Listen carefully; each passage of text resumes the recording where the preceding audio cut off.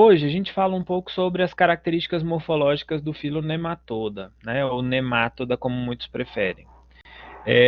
Nesse grupo a gente vai falar sobre todos os que a gente viu aqui, exceto o Strongyloides, que a gente já comentou da morfologia dele lá durante nossa aula teórica, né?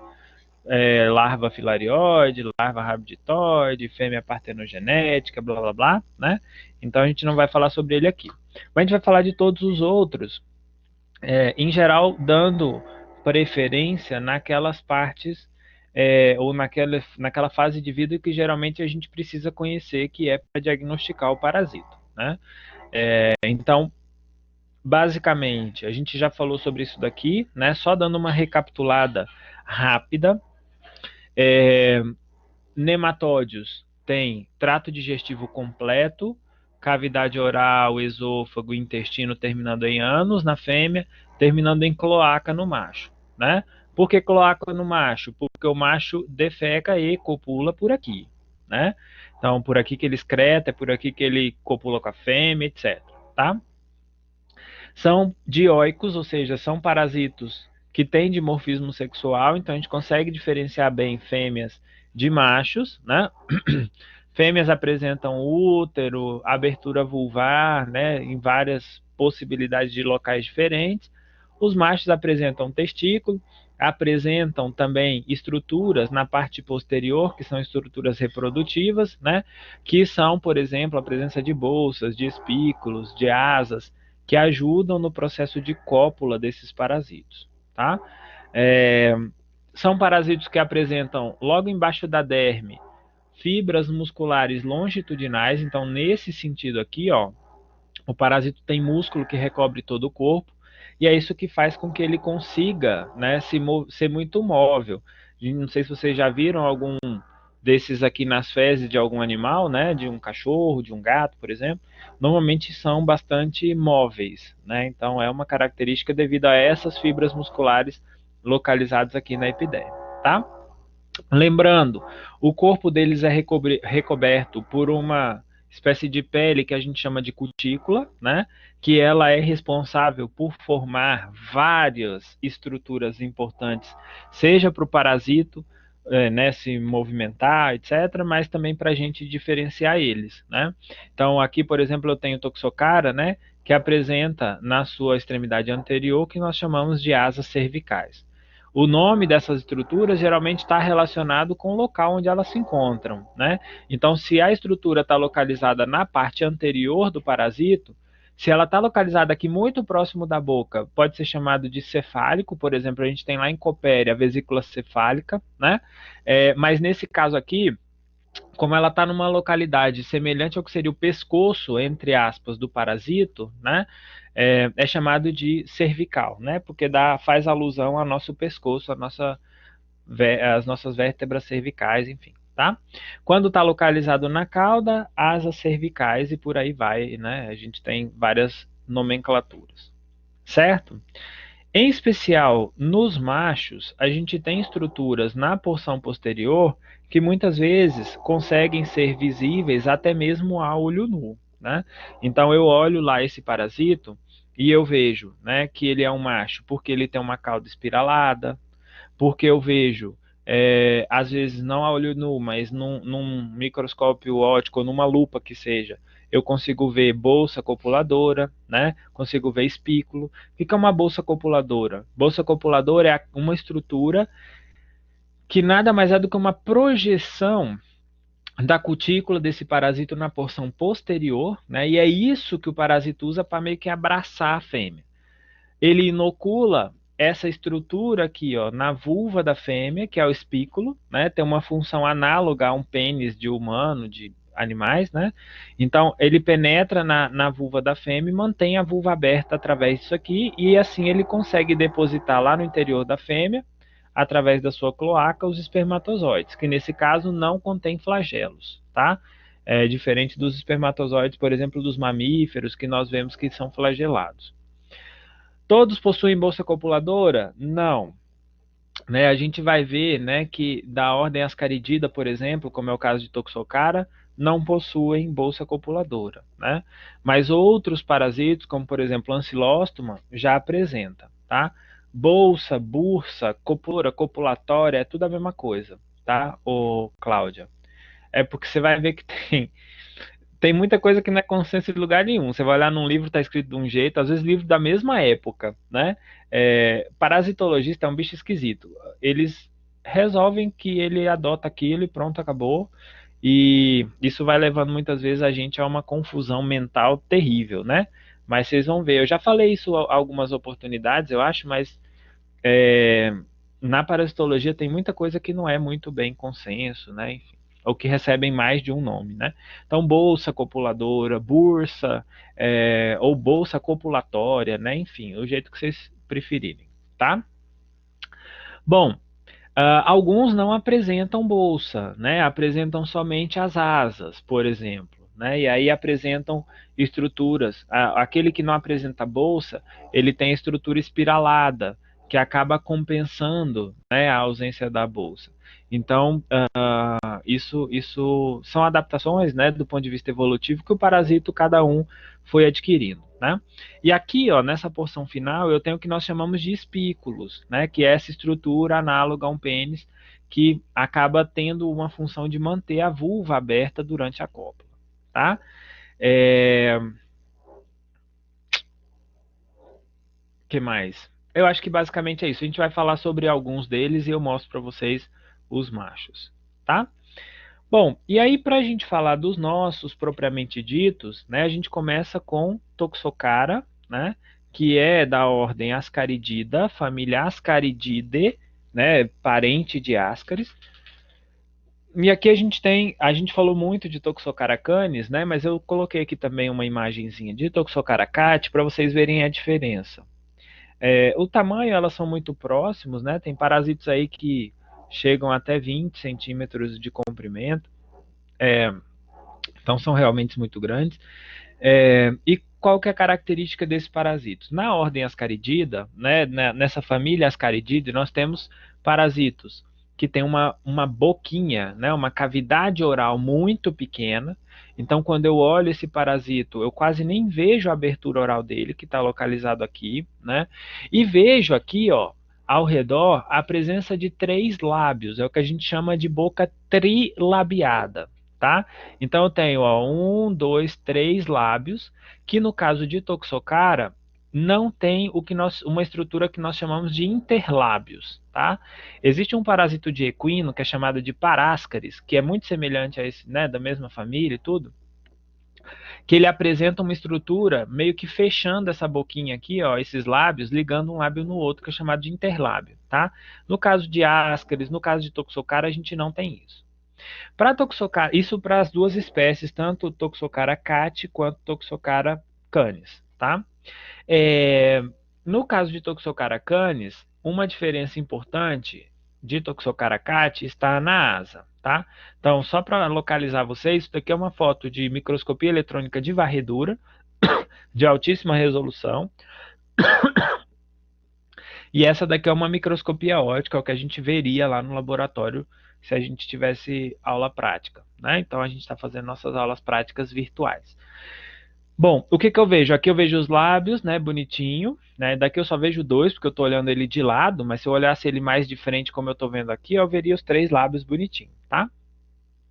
E o que que a gente vê? Ó? Na porção anterior, e sempre que eu falo de estruturas da porção anterior, pessoal, eu observo tanto em machos quanto em fêmeas, tá? Então, se a estrutura é na posterior, geralmente é para um dos sexos, mas na anterior, ambos, machos e fêmeas, apresentam geralmente.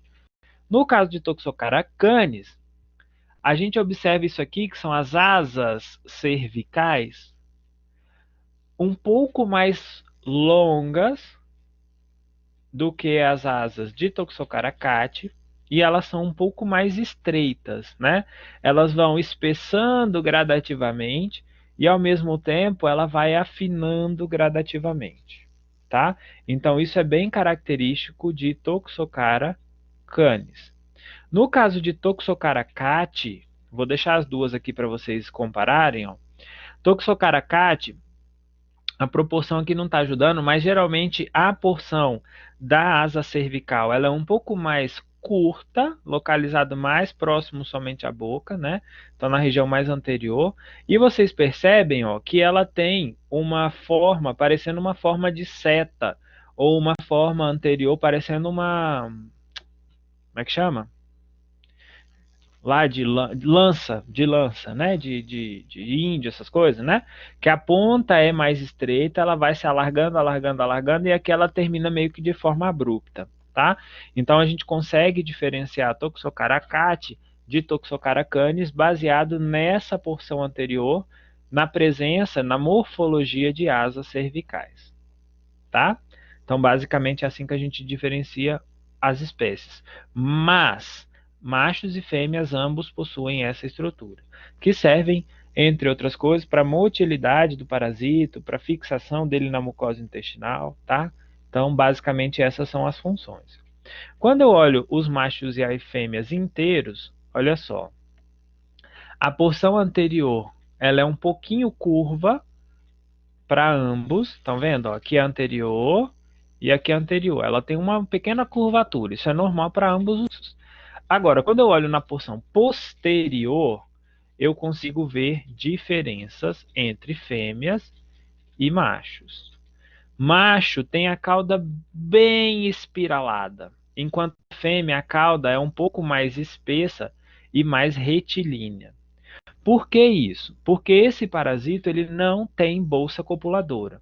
E se ele não tem bolsa copuladora, ele precisa de uma estratégia para conseguir segurar a fêmea na hora da cópula. Para isso, ele tem, mesmo depois de morto, né, a gente pega um parasito conservado informal, ele tem essa mesma característica, né? Eu consigo observar uma caudinha, ó, aqui, eu aumentei ela aqui, uma caudinha bem espiralada. Então, ele meio que abraça a fêmea e introduz aqui, ó, que são os espículos, né? Que para Toxocara nós temos 2 espículos, né? No macho. O espículo vem lá de dentro, então é um espículo bem grande, ó. Ele vem daqui até lá no fundo, né? Então é um espículo bem grande. E ele meio que compensa a falta de bolsa copuladora por essa cauda espiralada, tá? Eu consigo ver bem direitinho isso, mesmo nos animais in natura, lá mesmo suíno também, né, que tem ascaris, é muito semelhante. Então eu pego lá um cachorro eliminou, você pega lá e você consegue olhar e saber se é macho ou se é fêmea por essa porção posterior, tá? No macho, se a gente der uma olhadinha mais de perto, ele tem uma estrutura que a gente chama de projeção digiforme ou digitiforme, que parece um dedinho, não uma prolongaçãozinha, um prolongamentozinho, né, dessa porção posterior aqui do macho, tá? Coisa que na fêmea a gente não tem, ele é inteiriço, né, todo geralmente um pouco mais rombo do que isso, tá? Mas basicamente essas são as características. São parasitos bem grandes, muito visíveis a olho nu, então vocês conseguem ver e diferenciar muito bem eles, tá? E aqui, ó, quando a gente olha, gente, é a coisa mais linda. A gente consegue ver essas asinhas aqui a olho nu. Se alguém vê um cachorrinho expulsando aí parasitos desses aqui adultos, né? Primeiro, peguem ele, dá uma lavadinha, né? Aí você pode pôr no álcool primeiro, ou pode simplesmente olhar primeiro, e olhem as porções anterior e posterior dele. Gente, são lindos, né? A porção anterior a gente consegue ver a asinha, assim, bem transparentezinha, bem legal, tá? Então, isso Toxocara adulto, machos e fêmeas, tá? Professor, mas eu não. Tá, eu posso ver o adulto, mas eu vou ver geralmente ovo. Como que é o ovo de Toxocara? É um ovo grande, tá? Geralmente bem arredondado, com essa membrana que a gente chama membrana mamilonada, parece vários mamilos, ou uma membrana irregular, ou uma membrana escavada, do jeito que vocês acharem lá. O importante é, independente da palavra, do termo que vocês usem para classificar isso, né, é uma membrana que a sua bordinha, ela tende a ser toda irregular, tá? E é um ovo que tem uma membrana externa muito espessa. E isso garante que esse ovo seja muito resistente. E a gente consegue fazer uma analogia, pessoal, dessa estrutura do ovo com o hábito de vida que ele tem. Um parasito que ele se desenvolve inteiro dentro do ovo, a casca precisa ser bem espessa, concordam comigo? Se tem uma paredinha miserável de fina, esse ovo vai se romper rapidamente, né? Então, sempre que vocês pensarem na estrutura de um ovo, ele tem relação direta com a característica do parasito. Então, vou lá, olho esse ovo aqui de Toxocara, né? Olha a grossura dessa parede. Para que serve isso? O parasito ele vai até L3 dentro do ovo. A infecção é por ingestão do ovo com L3. Então essa casca não pode se romper, essa membrana tem que ser forte, tá? Por isso, para ascaris, para toxocara, né, todos esses que precisam ser ingeridos ainda na forma de ovo, eles têm geralmente a casca mais espessa do que os demais. A gente vai ver ancilóstoma, por exemplo, que a L1 já sai dali de dentro ainda como L1. Então, a membrana tem que ser muito mais fina, que senão o parasito não consegue sair lá de dentro. Tá? Então, basicamente, essa é a característica. São ovos mais acastanhados, geralmente bem arredondados, tá? E proporcionalmente também são ovos grandes, tá? Sim, os ovos também, tá? Os ovos também. Nesse caso aqui, para a gente, para o diagnóstico, o ovo acaba sendo mais importante do que os adultos, né? Então põe lá, faz a bolinha pequenininha do lado, faz no verso, se for preciso, tá? Pessoal, espero que vocês estejam fazendo aí o caderno, senão eu vou dar na cara dos seis, tá? Então vocês tratam de... O ovo sem a larva, a membrana dele também é mamilonada ou ela é mais lisinha? Não, ela é irregular também. Aqui tá parecendo que ela é lisa, né? Mas é mais pela imagem. Ela é toda irregularzinha, tá? Ela é toda irregular. Ah, eu esqueci de mostrar aqui, né? Essa foto tá horrível, não consegui achar nenhuma outra melhor. Mas aqui dentro, ó, eu tenho um ovo com larva L2, certo? Então eu já começo a ver o contorno da larvinha. Lembrando que ela vai até L3 ainda dentro do ovo. Aí vocês me perguntam, professor, mas qual que a gente vai encontrar nas fezes? Esse aqui, ó, certo? Ainda com essa parte interna em estágio de mórula, tá? Não embrionado, não tem ainda larva aqui dentro, quando ele sai nas fezes, tá? Então eu vou encontrar o ovo sem larva. Daqui a pouco, acho que tem uma imagem ali que mostra vários ovos ao mesmo tempo, só para vocês terem uma noção de tamanho, noção de formato. Achei umas fotos muito legais esse final de semana. E coloquei aqui para vocês, só para efeito comparativo mesmo, tá? Tudo bem sobre Toxocara, pessoal? Professor, e a família é Toxocaride ou é Ascaride? Ascarididae. Ascarididae. Ascaride, a família. Eu não sei, Cíntia. Eu sei que algumas dessas aqui mudaram. Confia no que está na aula teórica. Tá. Por favor, tá? Porque essa aula aqui é uma aula já antiga, que eu só acrescentei umas imagens, esqueci de ver as famílias se estavam corretas, tá? Porque tem algumas que passaram por mudança. Mas se eu não me engano é família Ascarididae, tá? Pelo menos era, né?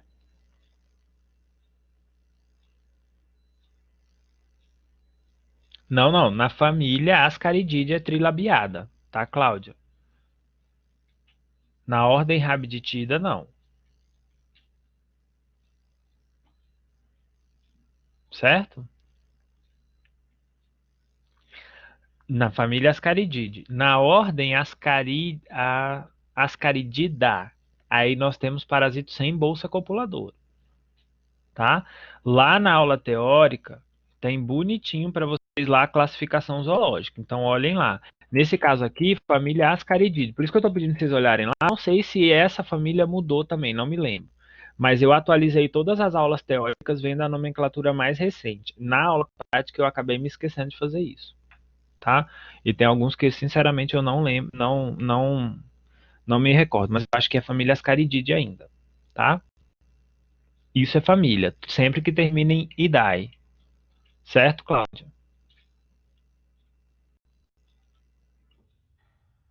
Tudo bem, pessoal, Então pode ser que esteja lá na aula teórica como Toxocaride, é isso que eu estou falando para vocês. Até pouco tempo era família Ascarididae, tá?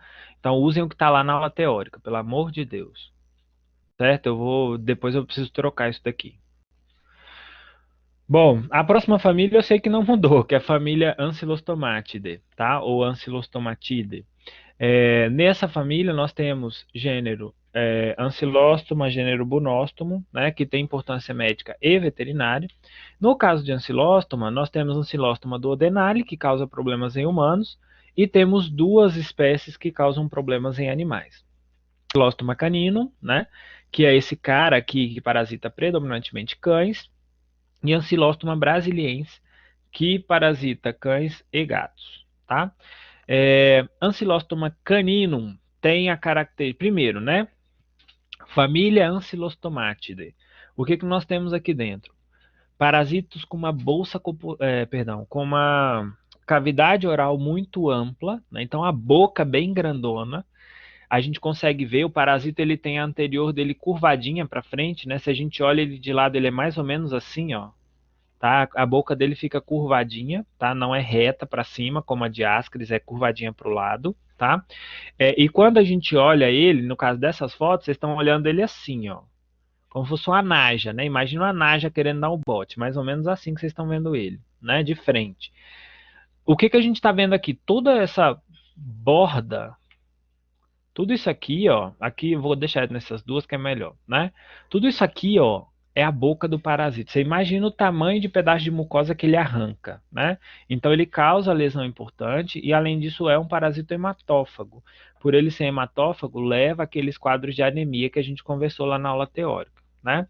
Eles têm na bolsa copuladora, por precisarem partir, dilacerar pedaços de mucosa, o parasito apresenta na porção dorsal da cápsula bucal, três pares de dentes, então eu consigo ver aqui, ó, um par, dois pares, três pares.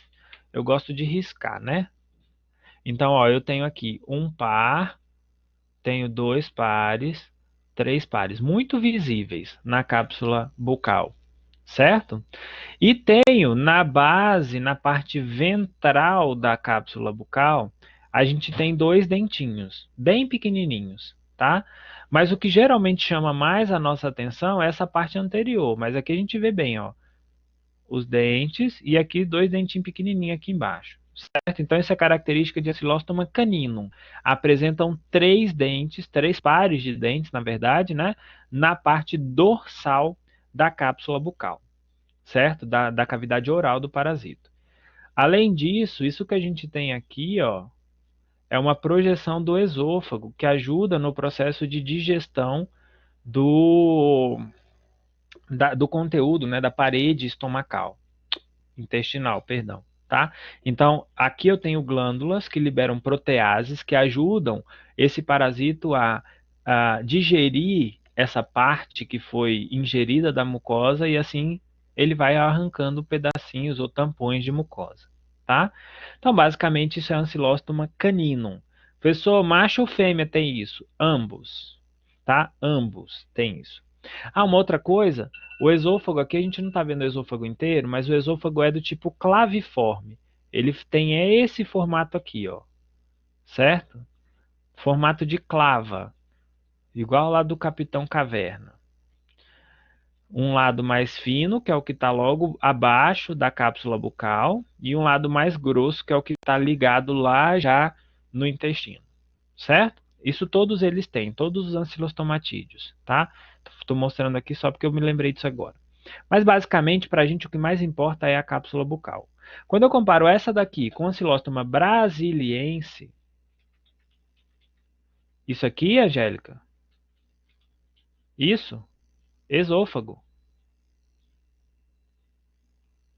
é o esôfago, tá? Esôfago claviforme, certo? Quando eu comparo esse parasito com Ancylostoma brasiliense, o esôfago é igual, é tudo bonitinho, do mesmo jeito, né? Tem a mesma conformação da parte anterior, né? Que é curvadinha assim para frente, né? O que muda aqui? Aqui a gente tem um parasito que apresenta apenas dois pares de dentes no teto, né? Digamos assim, na parte dorsal da cavidade oral, tá?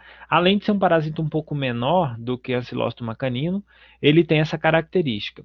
Um par de dentes, que são esses grandões aqui, ó, que a gente consegue ver bem, são os mais visíveis, né? São bem grandões. E aqui na frente, ó, a gente tem mais dois dentes, né? Um par aqui em cima, tá?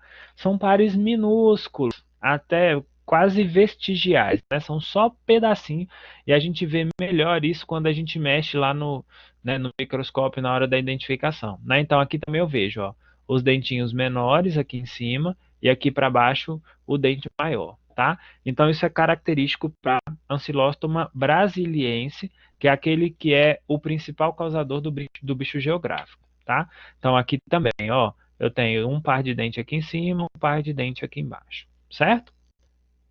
A goteira esofágica, né, que vai secretar as enzimas todas exatamente da mesma forma, tá? Conseguiram ver a diferença desses dentes?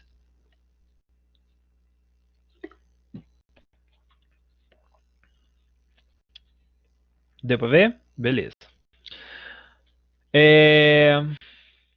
Bom, e aí quando eu olho na parte posterior, né, esses ancilostomatídeos, eles são de uma ordem que a gente chama de Strongylida.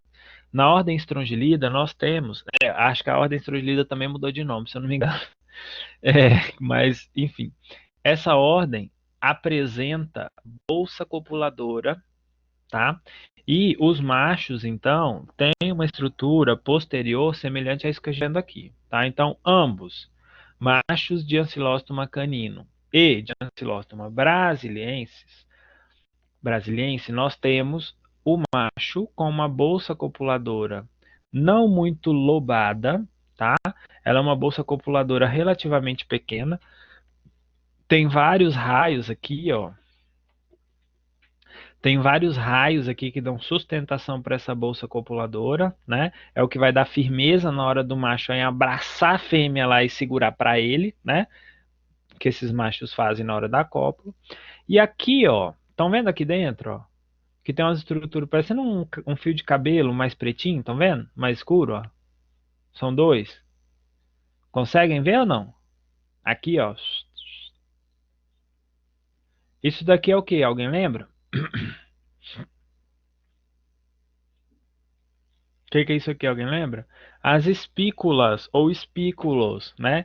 Então, imaginem comigo aí esse bicho cruzando. Ele vai lá com essa imagem pornográfica aí na cabeça de vocês, sexo dos nematóides, né? Então ele vai lá com essa bolsa, dá uma abraçada na região da vulva da fêmea, lembrando que a vulva pode ter localidades diferentes, às vezes próximo da anterior, às vezes no meio, às vezes no final da fêmea, tá? Mas ele vai com isso daqui, ó, que parecem uns dedos, né? Parecem umas garras. Ele abraça a fêmea, vai com esses espículos lá dentro, mantém a vulva aberta e deposita os espermatozoides ali dentro, tá? Então, toda essa estrutura serve para que durante a cópula o macho consiga depositar no interior da fêmea os seus espermas, os seus espermatozoides, certo? Tudo bem, crianças? Ah, e o ovo. Professor, como é que é o ovo de Ancylostoma? Lembra, Ancylostoma sai do ovo ainda como larva L1. Se ele sai do ovo como larva L1, como que tem que ser a casca? A casca é fina, né? Então é um ovo com uma membraninha bem fina, bem translúcida ao exame coproparasitológico, né? Ao ser eliminado nas fezes, ele está ainda em estágio de mórula, então dificilmente eu vou ver alguma larva aqui dentro, eu ainda vou ver esses amontoados celulares, né? Que nada mais são do que o parasito no início do seu desenvolvimento, tá? Então são ovos mais ou menos grandes, eles não são muito pequenininhos não, são maiores, por exemplo, do que os oocistos, né? Qualquer ovo é maior do que os oocistos, mas aqui a gente tem uma estrutura de membrana muito fininha e que sugere ancilostomatídeo, tá? Não tem nenhuma estrutura importante na casca, né? Na membrana do ovo, não tem nada assim que ajude a gente a diferenciar bem ou sei lá. O formato ele geralmente ele é mais elíptico não, perdão, mais oval, tá? Ele não é um ovo muito redondo, ele não é um ovo muito pontiagudo, digamos assim, como é o de tricúris, né? que é mais elíptico, aqui ele é mais ovalado, tá? Um pouquinho mais alongado. Então, isso é ovo de ancilóstoma. Independente de qual espécie, o ovo ele é muito semelhante, tá? A gente não consegue diferenciar somente na morfologia do ovo, tá? Então, basicamente, esses são adultos e ovos de ancilostomatídeos. Alguma pergunta, meu povo, desse bicho aqui?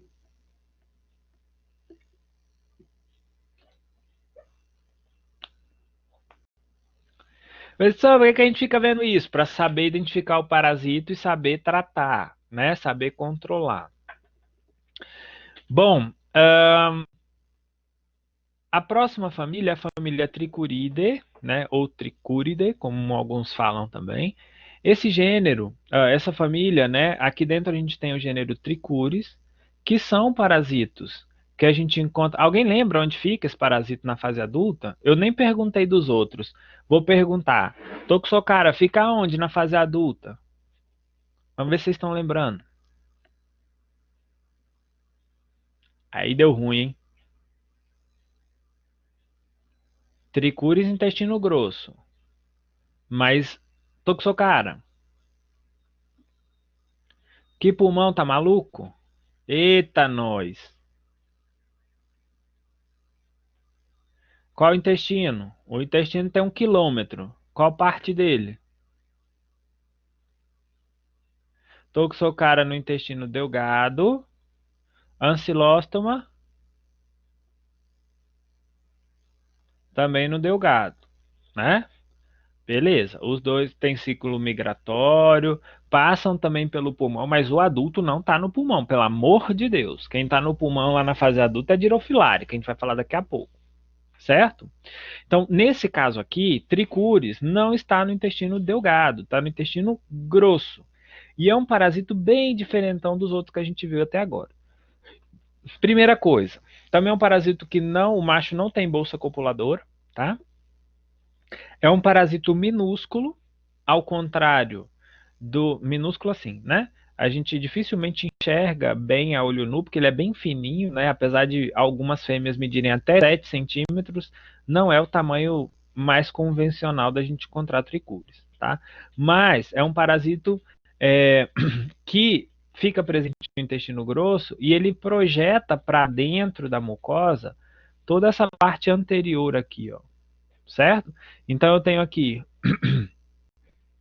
toda daqui a boca, né, esôfago grandão, e aqui para baixo eu tenho o intestino. Então toda essa porção fininha é a porção anterior do parasito. Eles têm uma forma que a gente geralmente chama, né, carinhosamente como forma de chicote, né? É como se a parte posterior fosse o cabo do chicote e a parte anterior fosse a corda lá do chicote, certo? Então é isso aqui, ó. É um parasito que tem uma parte posterior bem largona e a anterior bem fininha, tá? Os adultos. No caso do macho, o macho ele tem a posterior espiralada. Vou mostrar por essa foto aqui, ó. Então aqui eu tenho a comparação de um macho e uma fêmea, tá? Não é desenho, isso aqui é uma foto mesmo, né? Então olha só, a fêmea, aqui ela tem toda a estrutura, o útero, né? Essas bolinhas pretas aqui dentro são ovos, né? Então tudo isso daqui é a posterior do parasito. É por aqui que a fêmea põe ovos, defeca, cruza, etc. Nessa porção anterior toda, o parasito enfia isso dentro da mucosa. Por isso que causa uma irritação, pode levar a uma colite, né? A um prolapso retal, porque imagina a inflamação que isso dá ali, né? E o macho, ele tem essa posterior bem espiralada. Então eu consigo saber logo de cara quem é macho e quem é fêmea, tá? Justo por essa porção posterior do parasito. Quando eu dou um aumento, ó, eu pegar esse encaracoladinho aqui e dar um aumento, é isso aqui que eu vejo, certo? O macho, ele tem, tá vendo aqui, ó, ele vem aqui encaracoladinho, bonitinho, né, espiralado. E aqui, ó, a gente tem um apêndice caudal, que é chamado isso daqui, que é uma estrutura semelhante a um prepúcio nos mamíferos, certo? Para que serve um prepúcio? Ele meio que protege, né, meio que reveste o pênis. Isso daqui tem a mesma função, recobre o espículo. Estão vendo aqui, ó? Eu tenho aqui o espículo saindo. Se a gente olhar, deixa eu ver se dá para mostrar nesse macho aqui. Não dá.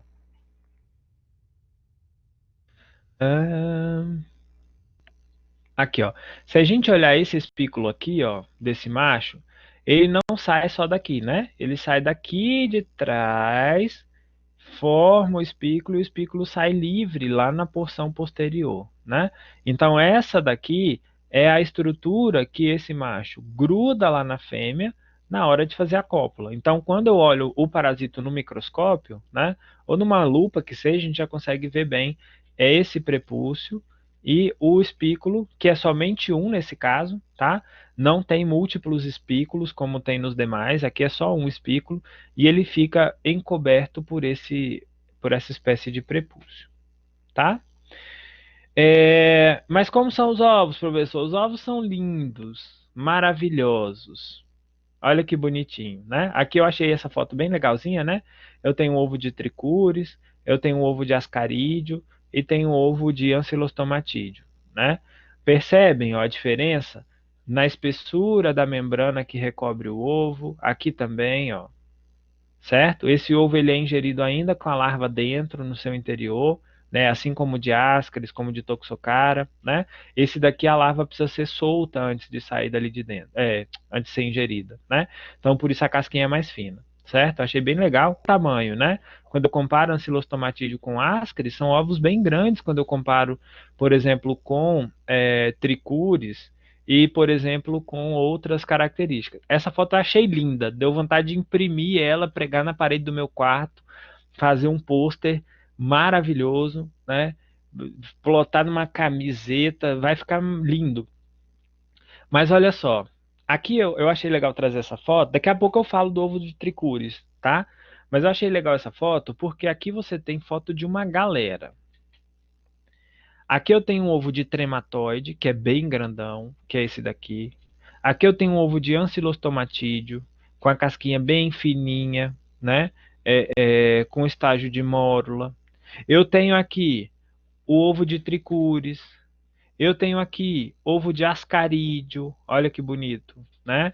De ascaris, de toxocara, tem a mesma, se assemelham, tá? Muitas vezes, pessoal, a gente vai fazer um diagnóstico coproparasitológico, muitas vezes a gente nem chega no gênero, a gente só fala da família Ascarididae, então ali dentro tem um monte de gente, né?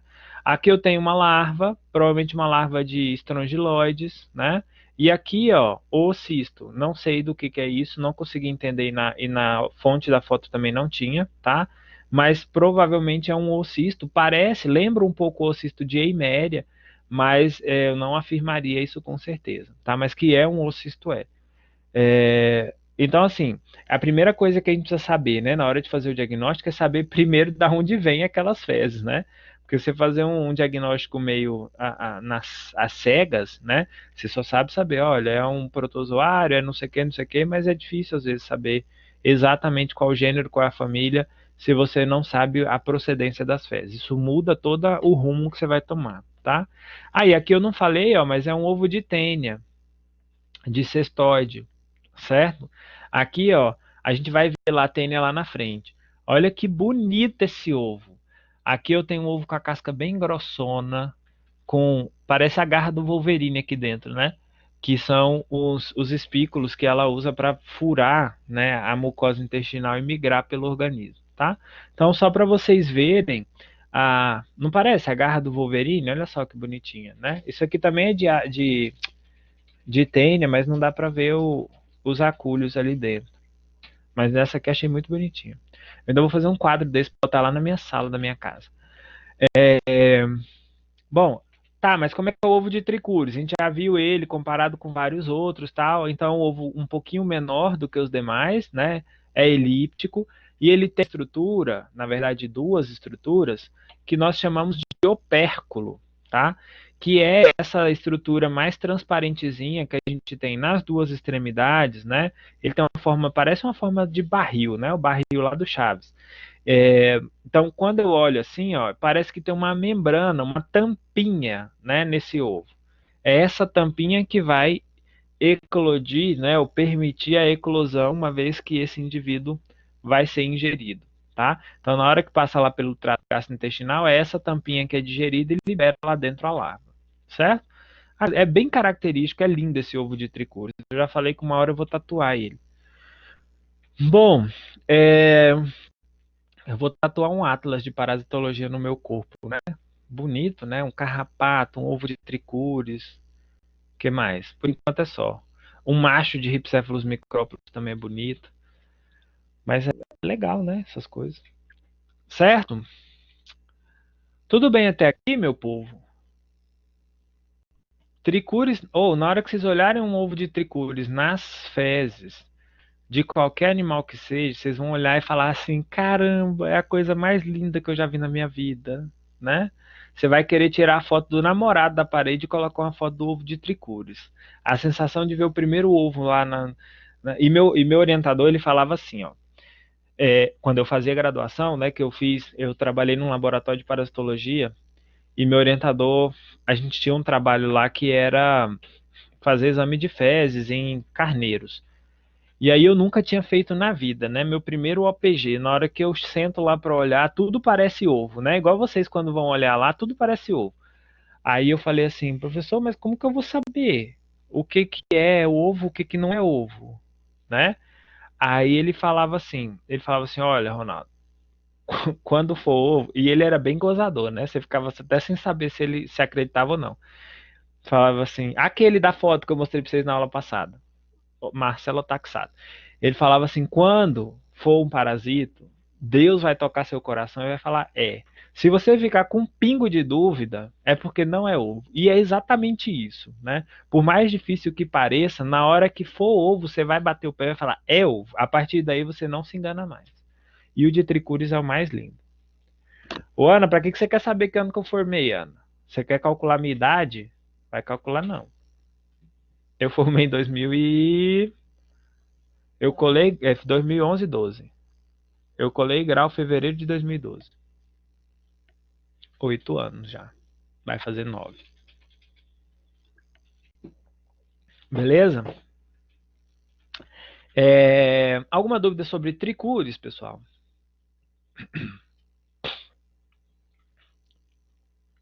Professor, Oi. a ingestão para a infecção, né? A ingestão do ovo com a larva infectante. É a larva L1? L1. Ah, L1. tá. Eu E achei que eu aí, tivesse escrito errado. não, é L1. O que vai acontecer no caso de tricúris? Ele só fica no intestino, né? Mas ele ocupa duas porções do intestino. Primeiro, a L1 penetra no intestino delgado, fica ali até se tornar L3, L4, dependendo do livro que você olhar, eles trazem diferente, tá? Depois eles ficam em nódulos na mucosa. Aí depois eles saem do nódulo de dentro da mucosa e vão direto até o intestino grosso. Aí lá eles se tornam adultos, machos e fêmeas, tá? Então ele vai finalizar o seu desenvolvimento larval primeiro ali no intestino delgado e se tornar adulto no intestino grosso, tá? Mais alguém, pessoal?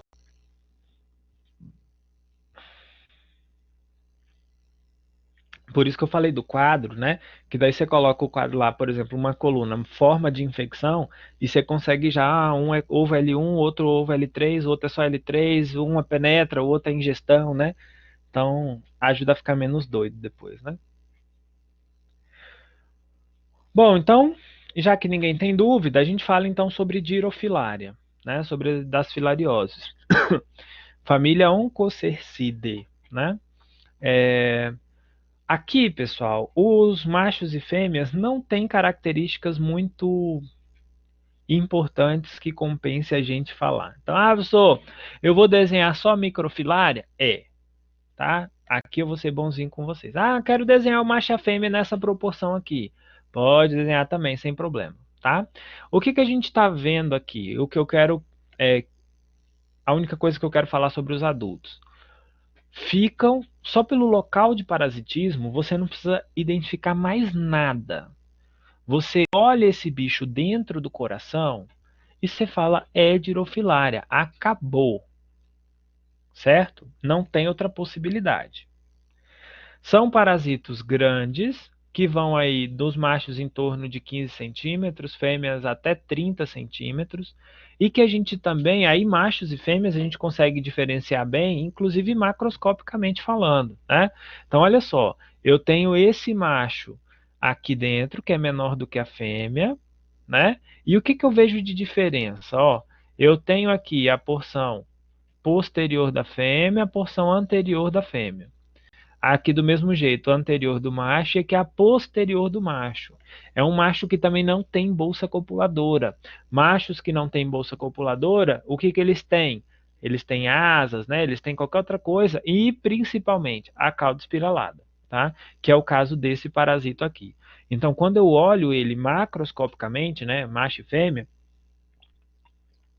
eu consigo, através dessa diferença morfológica que a gente vê aqui, ó, né, da caudinha espiralada, no formato que a gente costuma dizer que parece um anzol, né? Isso é bem característico dos machos, né, de Dirofilaria, tá? Então, basicamente, a gente não vai ver nenhuma outra estrutura importante desse parasito. Porque o mais importante é esse carinha aqui, ó, certo? Esse cara, né, que é a larva microfilária, essa mocinha aqui, né, o que a gente tem? Primeira coisa, aqui é um parasito que ele não é recoberto por nenhuma bainha protetora, digamos assim, certo? Bom, além disso, a gente tem que a posterior desse indivíduo é a parte mais grossinha, enquanto a parte anterior é a parte mais afilada, certo? Ao mesmo tempo, essa parte anterior, ela é geralmente, além de ser mais afilada, ela é bem retinha. Estão vendo aqui, ó? É bem retinha, tá? Então, isso é uma característica dessas larvas de microfilária. Além disso, além, né, de observar bem esse parasita, eu posso fazer, por exemplo, uma imunohistoquímica, tá? Então, nesse caso aqui, deixa eu só achar, tá? Nesse caso aqui, ó, eu tenho uma coloração de imunohistoquímica. Isso aqui provavelmente é Giemsa, tá? Isso daqui é uma imunohistoquímica. O que a gente vê aqui, ó? Eu tenho dois poros que são corados de um vermelho, né, enquanto a larva fica coradinha de amarelo. E é importante isso porque esses poros corados, né, um deles fica bem próximo à porção anterior, que é mais fininha, e o outro fica mais ou menos no meio do corpo do parasito.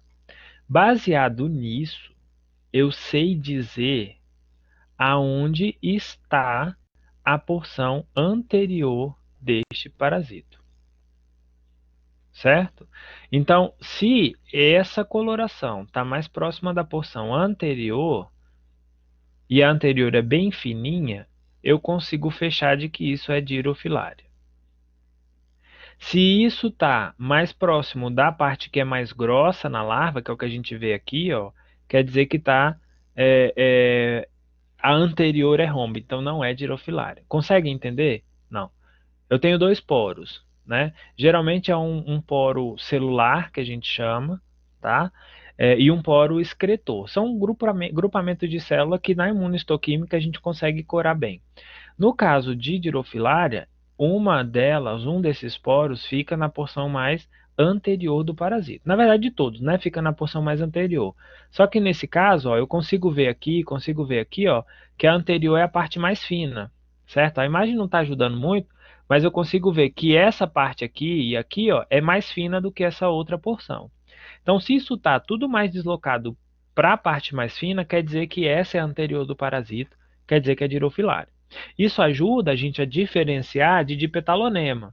Por quê? Porque quando esses poros corados eles estão mais próximos da ponta romba, quer dizer que a ponta romba, ou seja, essa parte mais gordinha do parasito é anterior e não posterior, como a gente está vendo aqui. Tá?